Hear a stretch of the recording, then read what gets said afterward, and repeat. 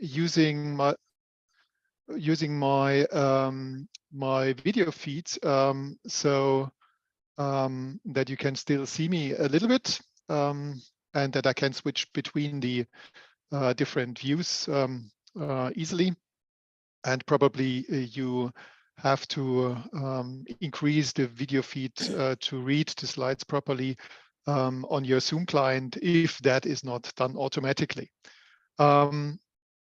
All right, so it's supposed to be a workshop, and we are a small group, so please also use it as a workshop. If there is anything that I could explain, clarify, feel free to interrupt me or to pose questions. I'm happy to answer them and to address the topic. I've already had a short introduction, and yesterday we had the first snow here in Kufstein, and at the same time we also had a very nice day on our roof terrace. So I thought I go there quickly and take a quick picture so that you have at least an impression how it is like in Kufstein, where we are having our small University of Applied Scientists. And I also thought that I'm saying some words about myself. Tamer already mentioned a couple of things. What else can I add to that?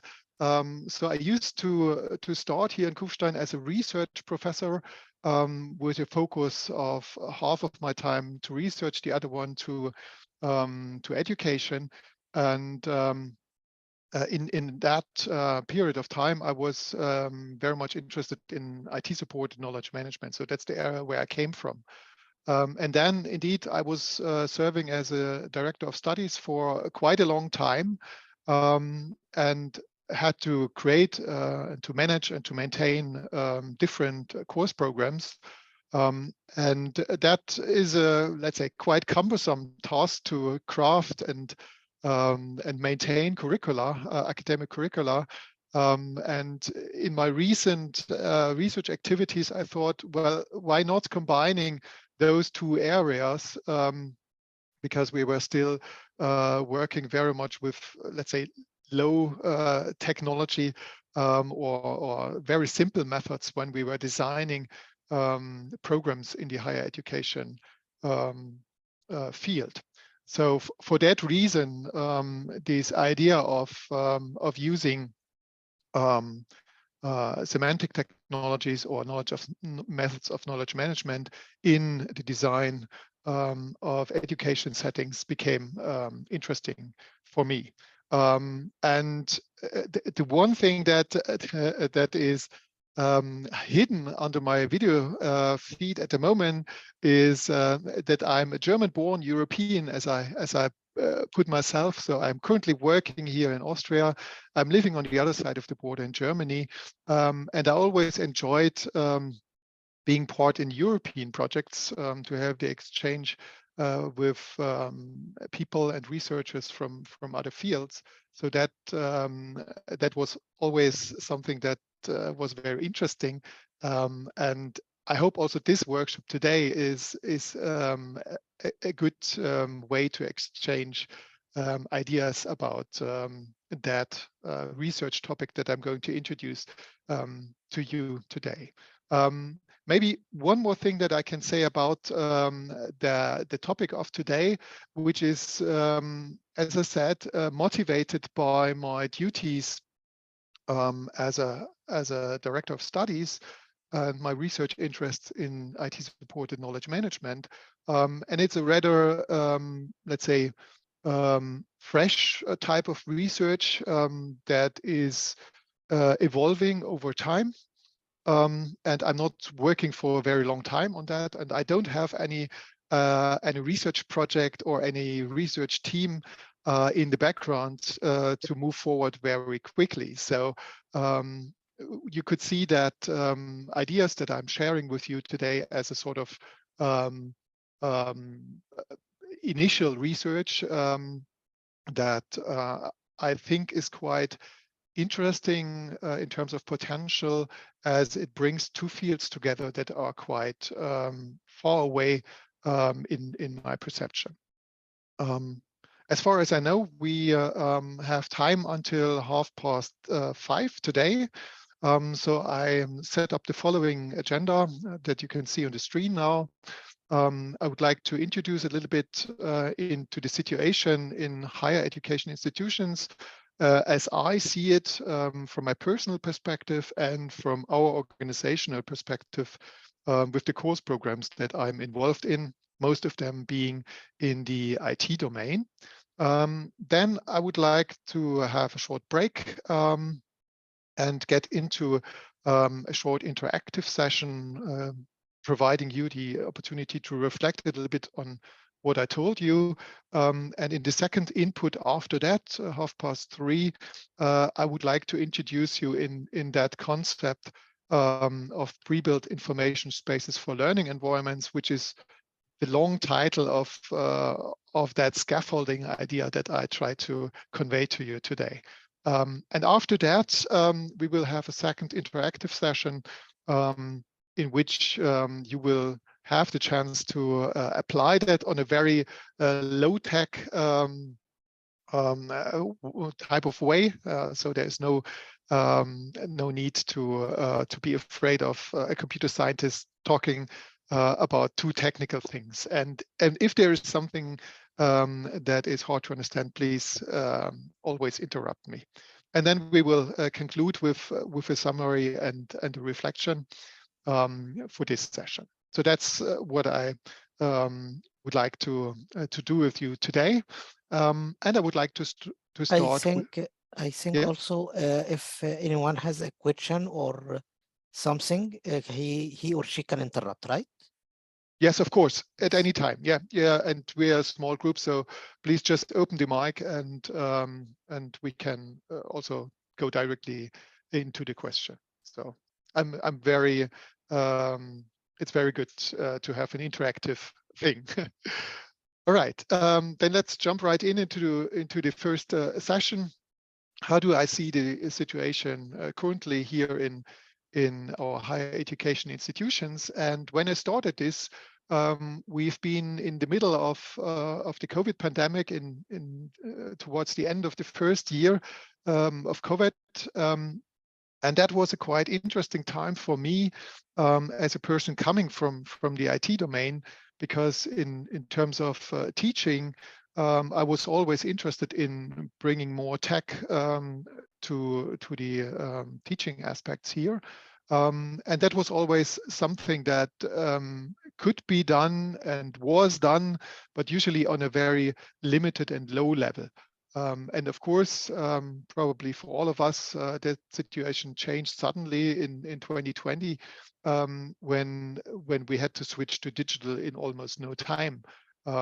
So all of those IT-supported teaching activities that have been around for years, they became suddenly very prominent and very mission critical. And it was a very, let's say, stressful but also interesting time, because we could see how all those ideas really scale in productive situations. And we had a lot of challenges and a lot of problems that we had to address. And it was also an open question in whether this would improve our education or not. So the part of IT or even web supported activities became much more dominant by the use of or by the cause of the pandemic, which was interesting by that. And I was quite optimistic that this would advance our way to teach and to interact with our students.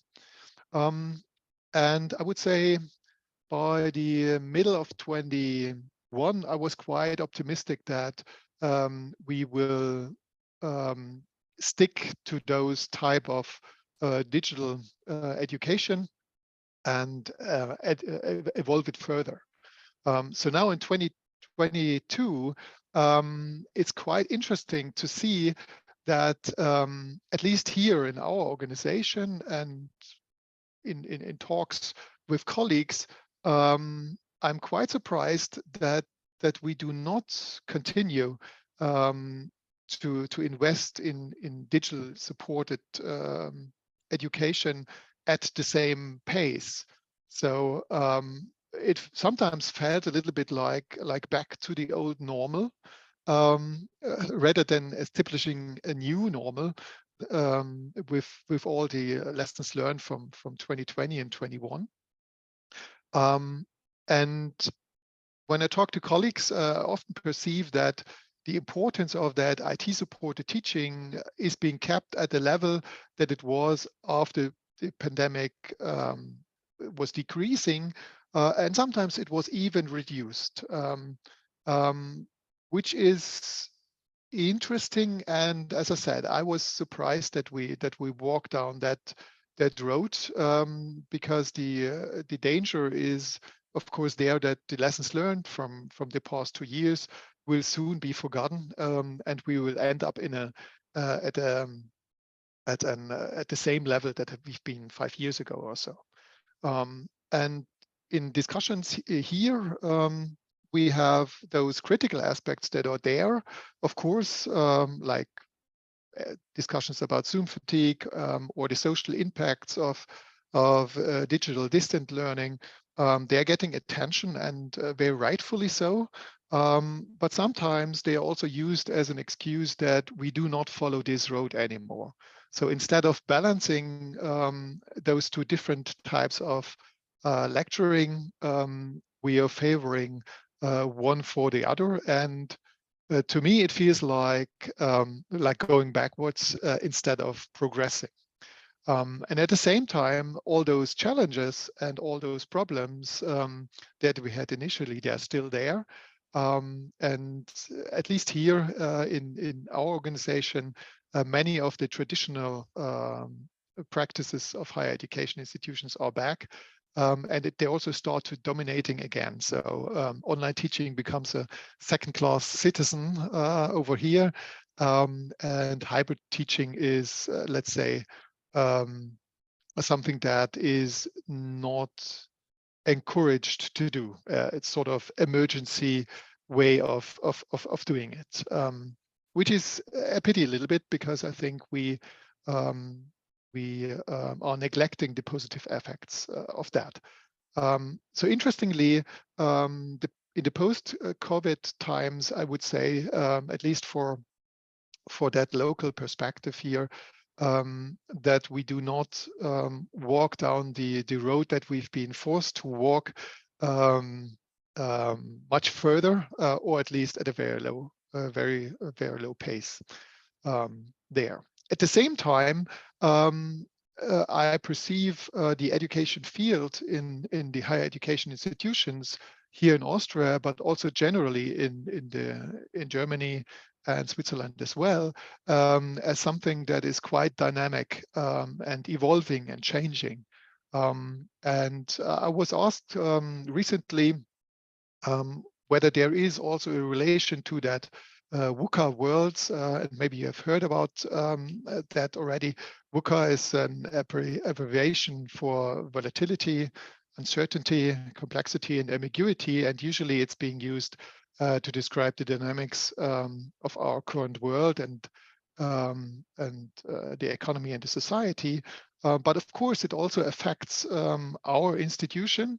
And sometimes I have the impression that it's not perceived that way in our sector. So we talk a lot about VUCA out there, but we are not really able to act quick enough for VUCA if it comes to our own. So many of our development progresses are quite, well, the opposite of agile, I would say. So we assume lifelong learning for the societies, but we still stick to the barriers of schools and higher education institutions when it comes to be transparent in terms of prior knowledge, for example. And something that's also overlooked in our sector, I would say, is that we are not addressing this aspect, what I call the alternative pathways to practical knowledge, seriously enough. And with that, I mean all those online courses that are out there and that are progressing in terms of variety, in terms of quality, in terms of extents or amount of knowledge that is being produced and offered. That there's a lot of development there and a lot of also improvement that I see there. And at the same time, we also have this informal knowledge that comes from other types of experiences not being taught on higher education institutions. And I think this will have an impact on our education programs as well, but we're not really able to address that properly, or we're not addressing that properly. So I use the VUCA acronym as a way to describe the world in terms of higher education institutions, and I will go through all the terms in turn very quickly. So when we consider volatility in higher education institutions, what do we mean with that? Usually, at least in the IT domain, we have and always had the problem that topics are changing very fast. So we always have to update our curriculums in order to stay recent in terms of content, but also to stay recent in terms of our stakeholders. So the students that we take in and the companies that are requiring certain expertise from our students or graduates.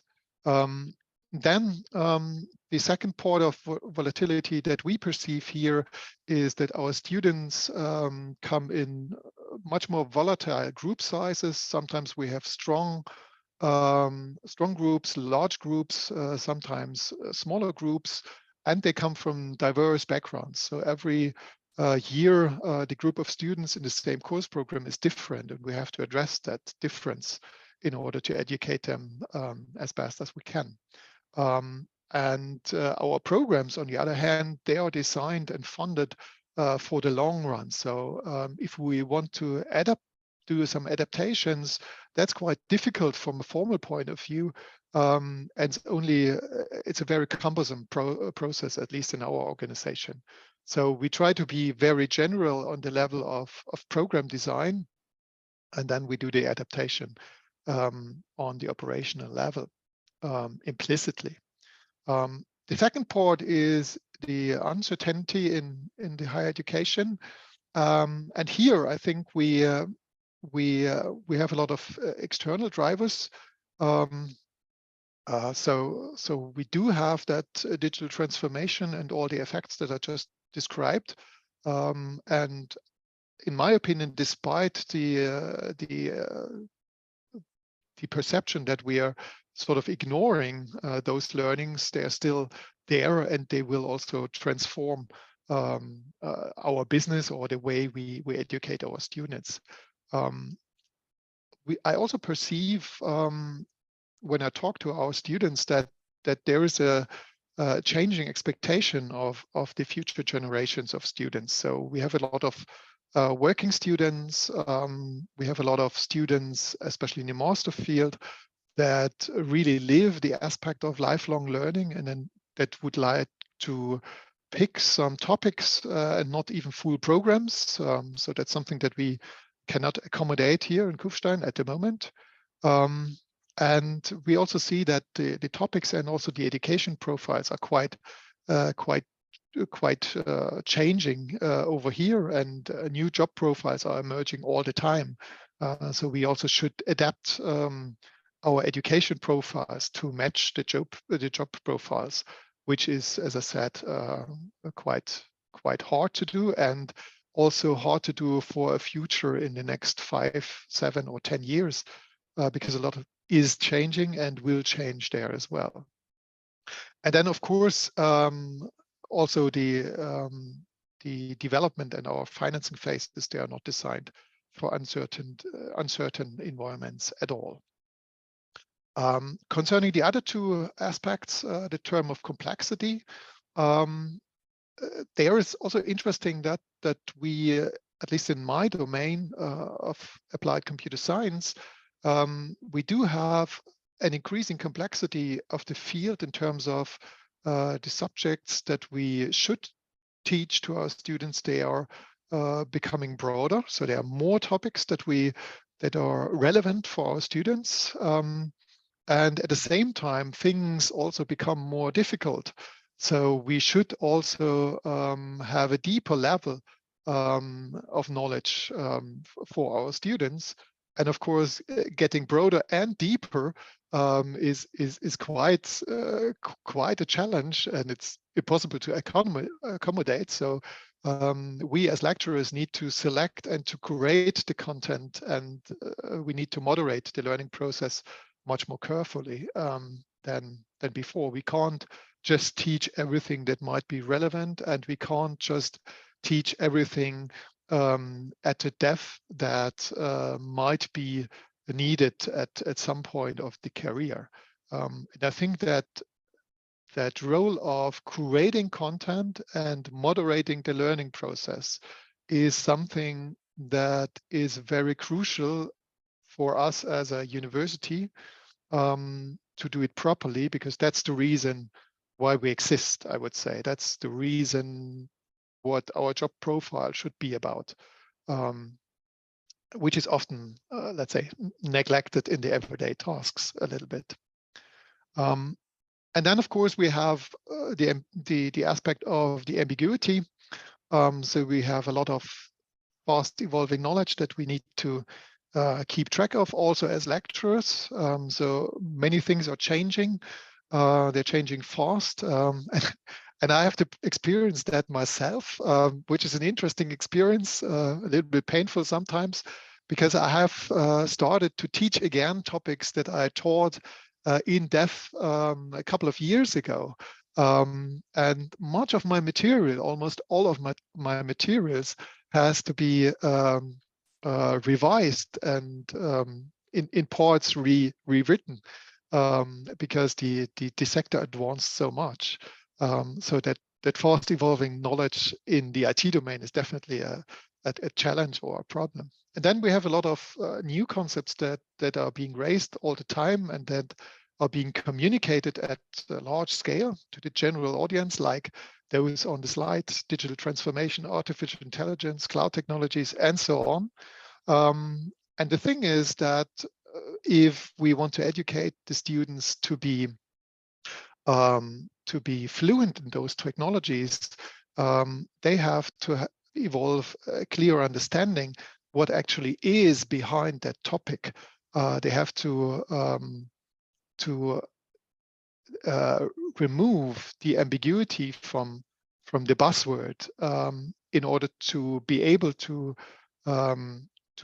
know what is possible and what is not possible in that domain. And I think at the moment, artificial intelligence and digital transformation are two of those buzzwords that are quite ambiguous and have high expectations attached to that, but at the same time require quite good understanding in order to apply them in real life scenarios. And that's exactly what our students are facing with when they go to their first jobs. So they have to be able to apply them in real life scenarios to make an impact. So I would conclude that VUCA is really something that also affects us as a higher education institution. In my domain of computer science, applied computer science, but I think it's similar in other domains as well. It's interesting that you could also use the same abbreviations, VUCA, as a solution space, and then the letters just get different meanings. So the V, for example, stands for vision. So vision is a way to address volatility in higher education institutions. And what could that mean for us? I think as I said before, that aspect of guidance is one of those USPs that is needed to navigate through those changing topics. And that need to be done individually and by human beings. I think that is something that we could evolve or develop a USP in terms of other digital formats of learning. It's also important that we have that vision to develop applicable knowledge, not just convey knowledge or information to the students that they also could get elsewhere. And we need to put that into a real interaction with the students. So it needs to become cultural value for the organization, which is not an everyday aspect. It's more something that is being felt by the students. And our course programs are quite small at the moment, and for that reason, we have quite close interaction with our students and could employ that that vision in our daily teaching, which is, I think, quite good and beneficial for the students. The second thing is the U for understanding to address the uncertainty in higher education institutions. And I think here it's important that we are in a constant process of reflection on the requirements of our application domain. So understanding that better, talking to those current and next generations of students is quite important. And I think here the interplay of the communication between lecturers, as I put it here in quotes, older generations that are able to communicate to newer generations on their experiences is something that works quite well, especially in those fast evolving developments.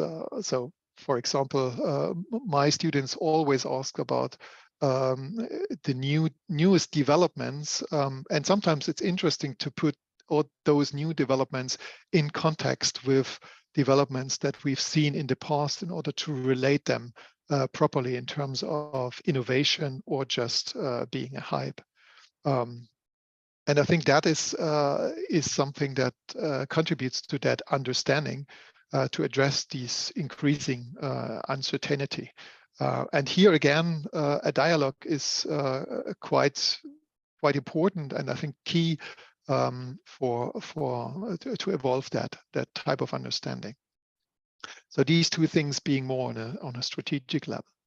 And then we have the C, which stands for clarity, to address the complexity. And the other one that we have is the A for agility, to address the ambiguity in higher education.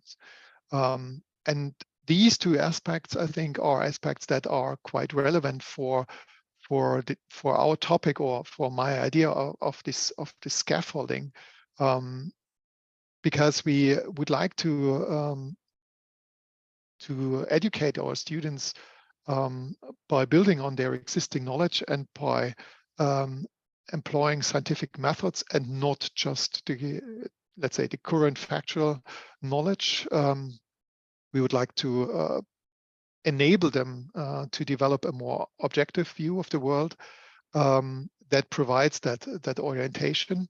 And in terms of navigation, we would like to provide them on a set of tools that they could navigate through their working world, although technologies might be changing. So in my teaching, for example, I always try to highlight more on patterns, on common and recurring patterns, than on specific and problem solutions that are maybe one-time solutions.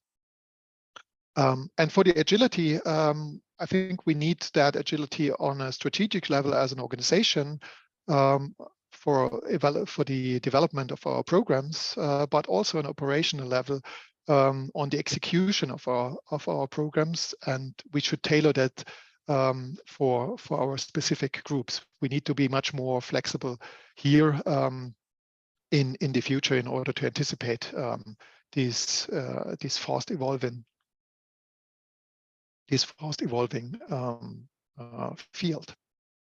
So VUCA can be used as a problem description and as a solution here. And I think if we would be able to implement those VUCA aspects from the solution part, then we will end up in a modern education. Or if we look at educational organizations that are considered modern, then in my opinion, we find a lot of those properties there as well.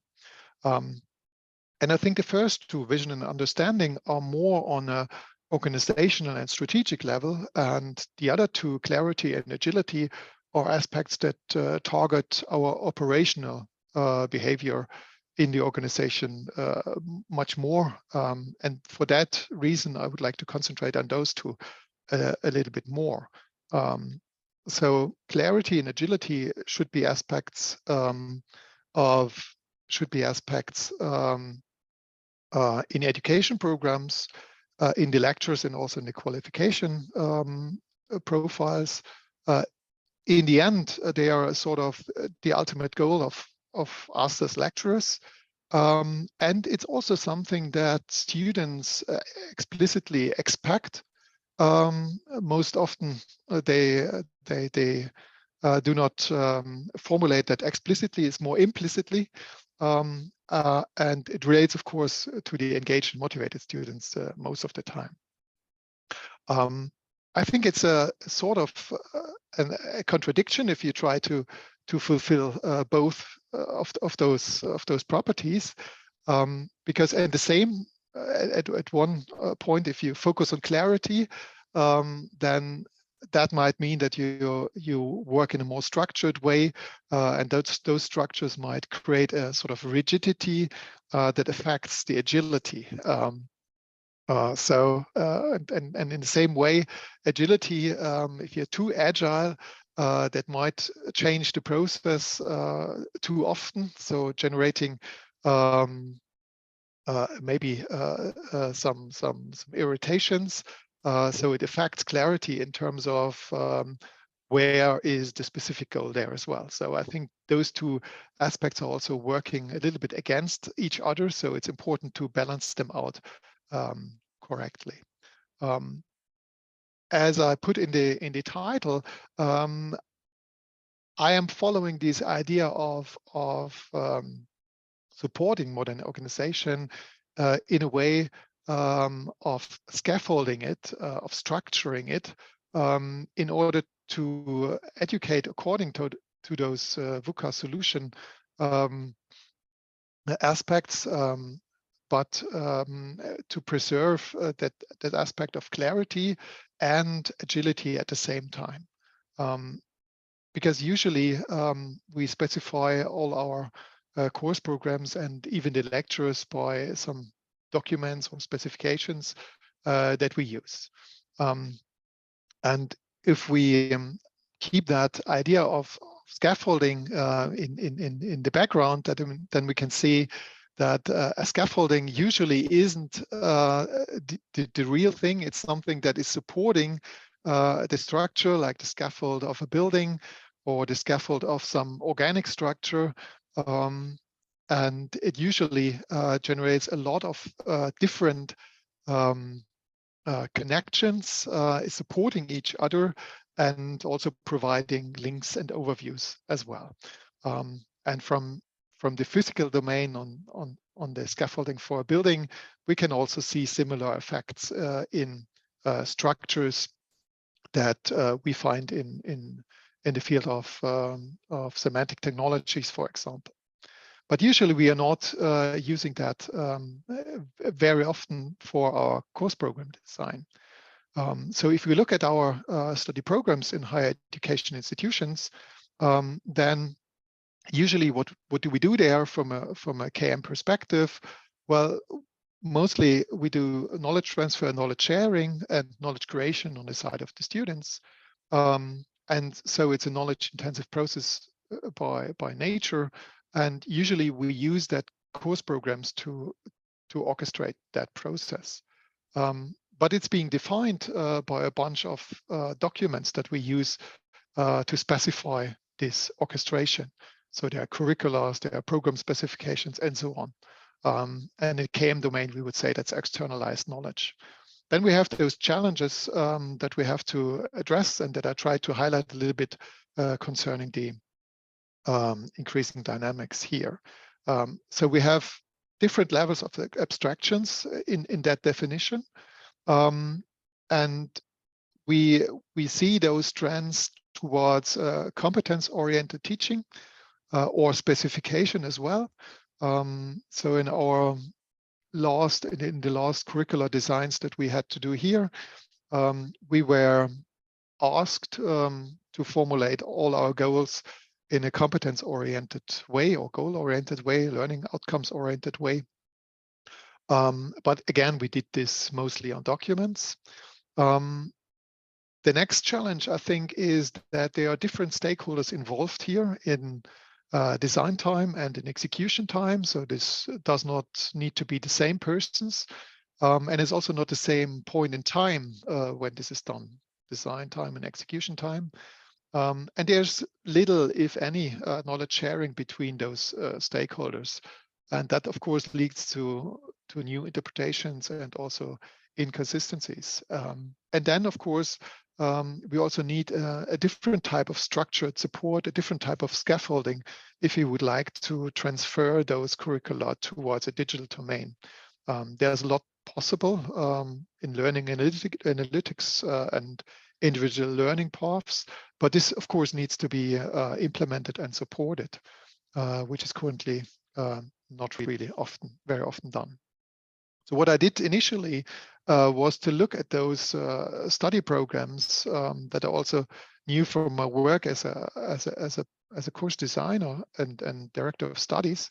And they have found documents, of course, that are could be considered as specifications, but interestingly, they also had different, let's say, life cycles.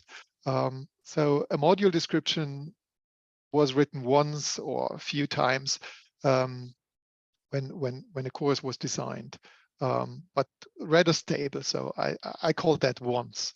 A syllabus, on the other hand, in our field was revised yearly or in every iteration in order to address changes that occurred over time. So that was a sort of continuous interpretation of the materials from the design phase. And then we of course had these diploma supplements and transcript of records that have been introduced a couple of years ago in order to describe the learning outcomes in a more specific way.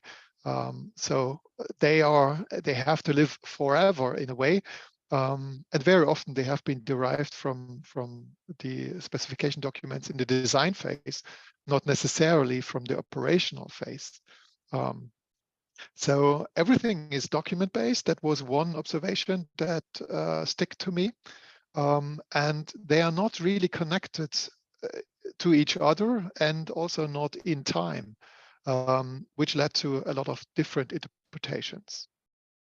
And from that, I came to the idea that it might be interesting or needed even to have something like structural clarity in terms of bringing those documents or the concepts of those documents together in order to provide clear references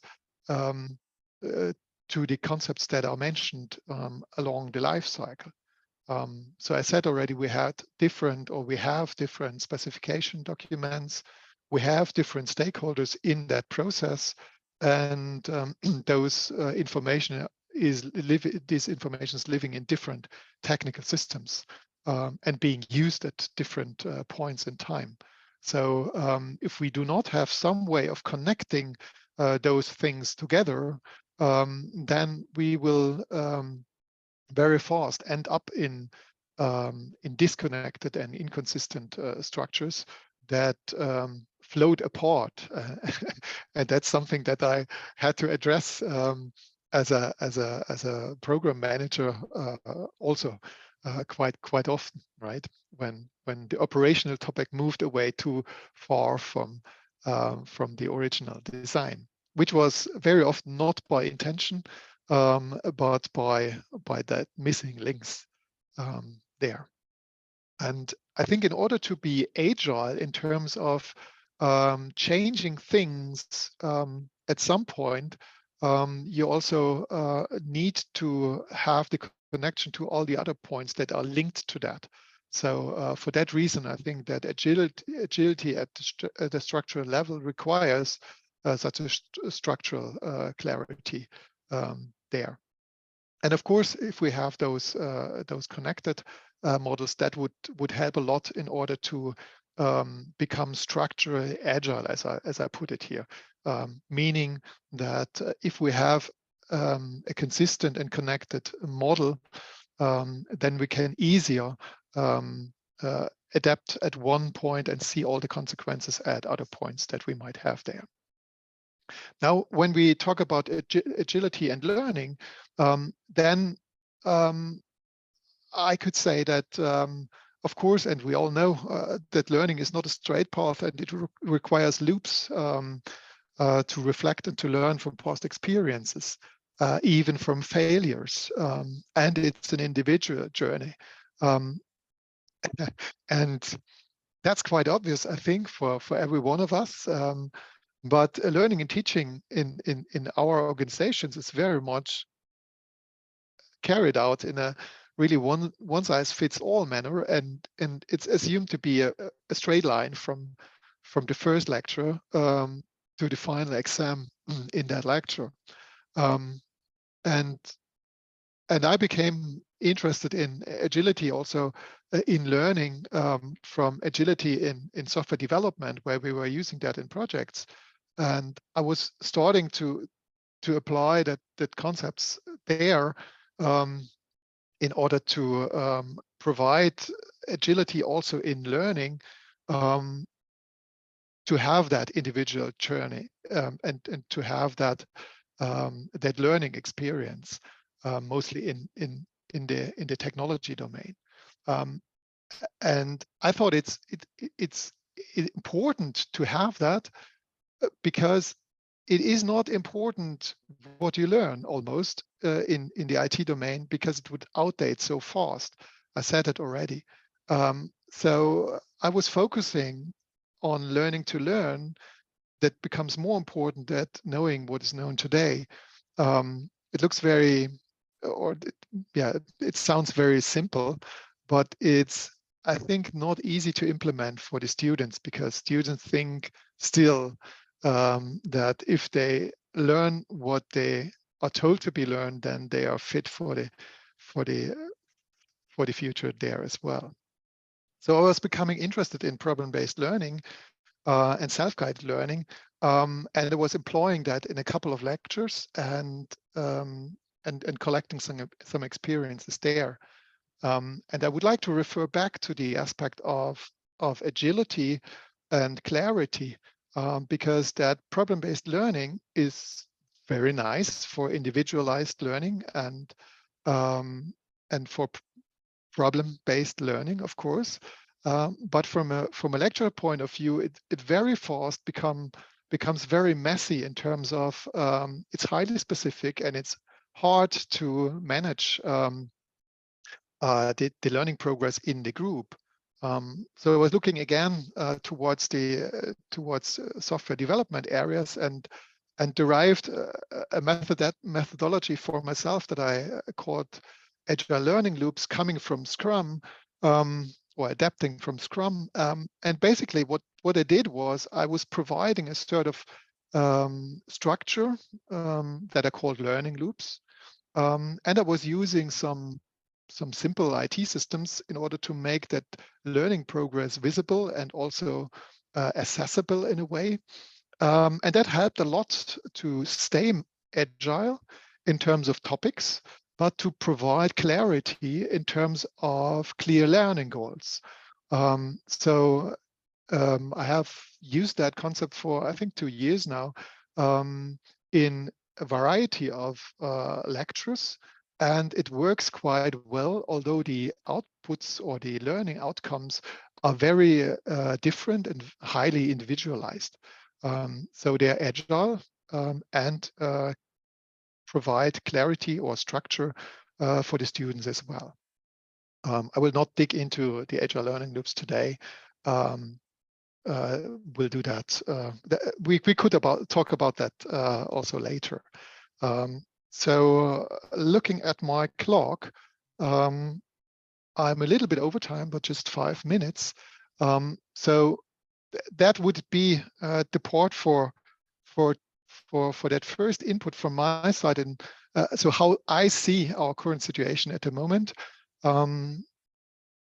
I would first of all ask whether there are any questions or comments on that first part, and then go into the break. And at 3, I would like to introduce the first interactive sessions. Are there any questions, comments so far? Alexandra has something? No, I just wanted to say thank you. I think that you described the picture that we're all facing in terms of having to keep up to date. I'm afraid I can't, I have to go away for a short meeting. So please take this into account for the interactive session. I hope I can be back quickly. Yep. And I hope that Tama keeps me updated. Yep, I will Thank do. you. Of course. Thank you. I would like to add something.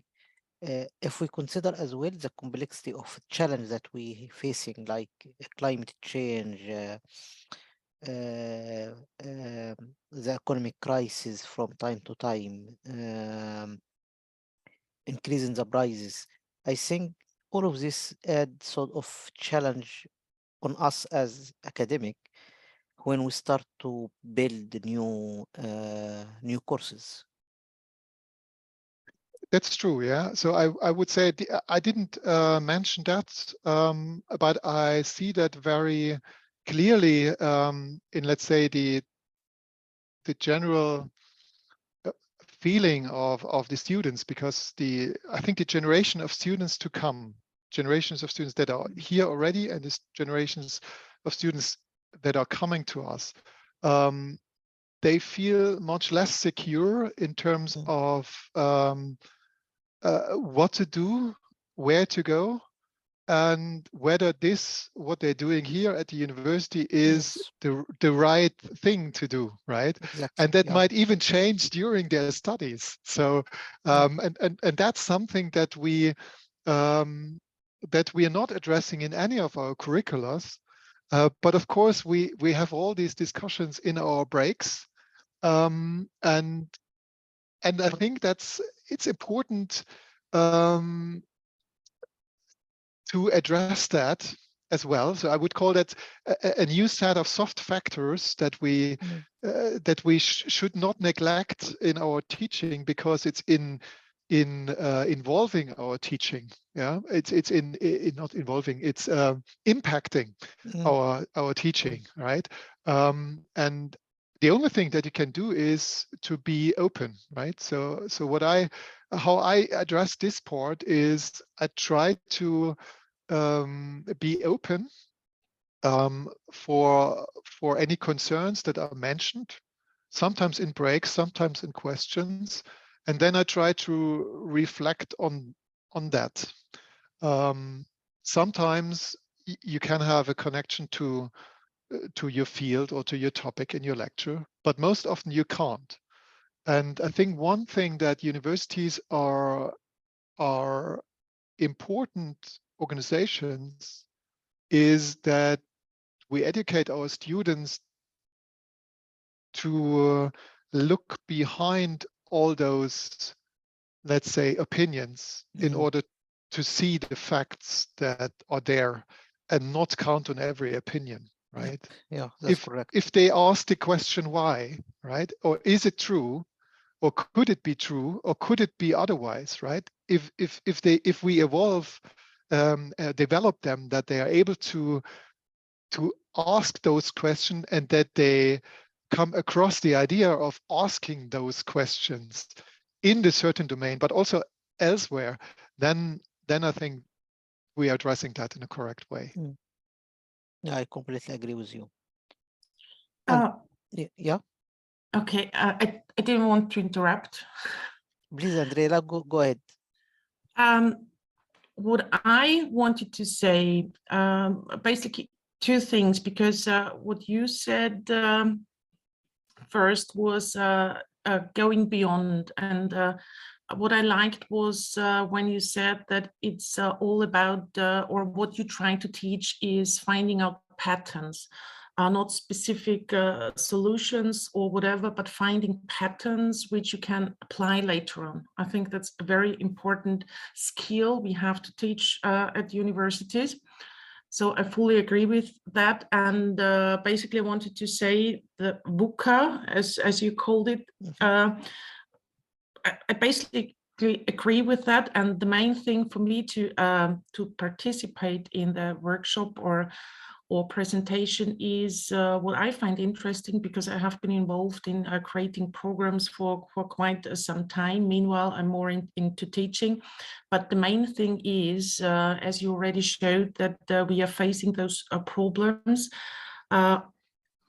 in our very personal courses, in our course design, and then, of course, at the larger scale, when it comes to setting up full programs or study programs or whatever. So really facing those problems, which we do every day, and on that organizational and structural level, concerning the full program and the individual courses, I think that's really demanding nowadays. And if you really want to be up to date, and if you really want to go home and fall asleep thinking that today that was a good lecture, because you find that it was effective and students really have taken something with them, is of course a big challenging, and is also another thing about teaching. That's basically, I think, why we are teaching.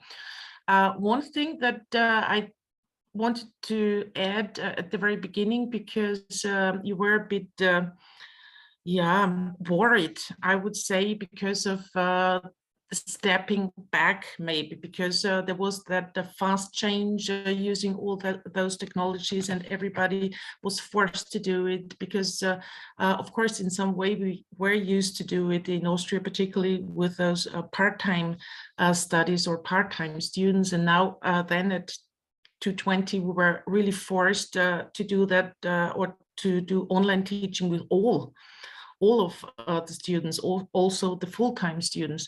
And now you said that it seems that in a way we are kind of maybe losing what we've learned, and we have to do that more actively, to not to forget what we've learned and to improve.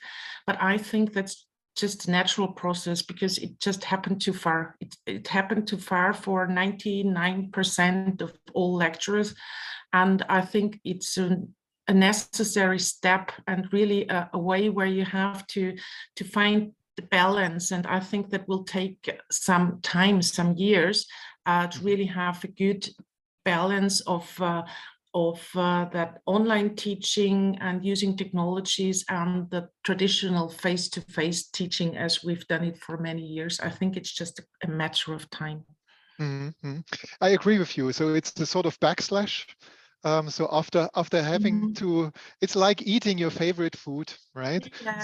So if you eat your favorite food and you get unlimited amounts of it, then you have too much of it, and you stop eating it, and you will not eat it for a while, until you start again, and then you rebalance that. So in a similar way, I think we are here in the situation with the online teaching, and it's also, in my opinion, it's it's a question of encouragement, right? Also for the lecturers. So in our staff, we had people that were very encouraged to try new things, to go the extra mile, to learn things on the lecturer side, to reinvent themselves, I would say, in some cases, right? So we still have the problem that we have teachers that kind of didn't want to do. They didn't want to do online teaching before COVID. They hated to do it while COVID, and they still hate it. So there are some people, of course, that you can't convince of the positive effects and so on. Of course, yeah. There's no measure for all of them. And so at the moment we are in this backslash, and I was expecting it that this backslash will last rather few months. But it seems, as you say, Andrea, it's probably something that takes years. But if we try to bring back that in 1 or 2 years, then we are probably at the same level when like 2018 or something, right? And we will have lost. Maybe we will. That's my, let's say, my worry is that we will lose those people that got fond of it and that really made a difference, right? So because they will go elsewhere where they find that digital domain, right? And so they will become digital self-educators, and make their own universe, and we will lose them, and that's something that is worrying me, right? Instead of including them and encouraging them, getting them a space, we are sort of keeping them off in a way, right? That's maybe a bit. So maybe that's the problem of people working in IT, because I do not come from the IT domain. So maybe you are more worried about that. So for me, I'm basically from a language teacher and different stuff. But I think that's not really a problem I'm facing at the moment. So maybe IT people are more worried about it, about losing what was established, actually, because what has happened within months, weeks, it was amazing to see what can be done if you really have to do it. So when we think of the co-op of our the United Nations climate conference, so that's really where they can kind of take an example of how to do it, or what you can do within a few months. So it's only, you must be willing to do it, and you must be forced to do it. Yeah, well, with that, I mean, that's completely off topic, right? But I would say with the co-op, stop talking, start doing, right? Whatever you do, start doing it, and start small. And that's the important part. Get started, and get started small. And you might fail, of course, in what you do in the first steps, but when you fail, you start again. And this way we will have progress, right? So that but that's what happened. Starting small with many of them, many of the teachers, and now I agree with you, it's necessary to keep it up and to kind of motivate them to do more and to learn more and to how to do it and why to do it. But now I think most people are already waiting for their break. Well, I think I have 2 questions in chat, but maybe you can have them after the break. One from Barbara and one from Rifai. So do you think we can have this after the break or no? I will just check for the questions, but I probably would propose that let's do a break first. So that we start fresh after the break. So we are 5 minutes after 3. Let's say let's have a 10 minutes break and start a quarter after 3. I would say. Super. Yep. All right. See you in 10 minutes then. See you in 10 minutes. Okay. See ya.